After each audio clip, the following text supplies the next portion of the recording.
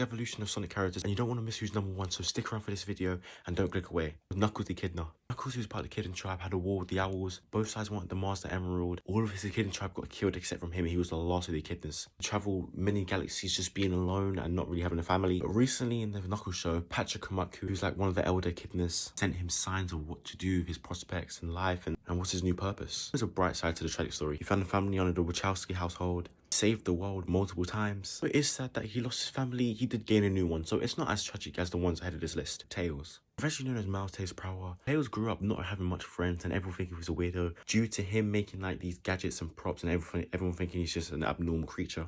Parents sadly died in drowning in the swamp. In his world, Sonic was like seen as the hero of like the galaxy of, you know, alien creatures. A very tragic story, and it's not as tragic as the next two, but it's sad to lose your parents in that way. Before I move on to the next character, don't forget to like and subscribe, comment down below who's your favourite Sonic character and what character you think has the most tragic backstory. Got my links to my other socials down below.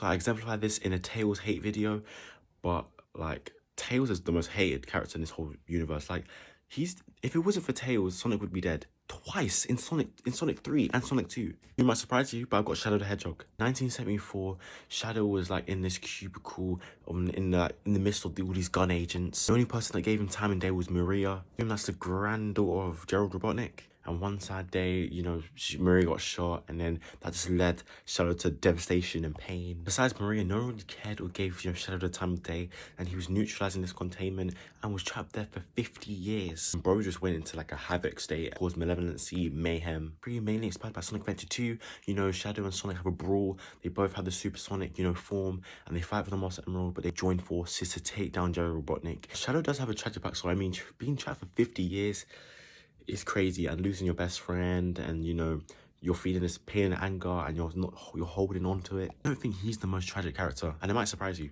It's the titular character, Sonic the Hedgehog. Like 5 years old, and just, you know, a little kid wasn't knowing what supposed to do with his powers. I mean, he was just playing around the Green Hill Zone, and you know, Longclaw told him to keep it below profile and led the echidna straight to him, and you know the story. I mean, Longclaw got killed. That was his only parental guardian and the only person that really cared for him. Him having the rings to teleport to Earth, he had nowhere to go. He built a cave and he spied on the Wachowski family, you know, Maddie and Tom. Trapped there for 7 years with no one to speak to.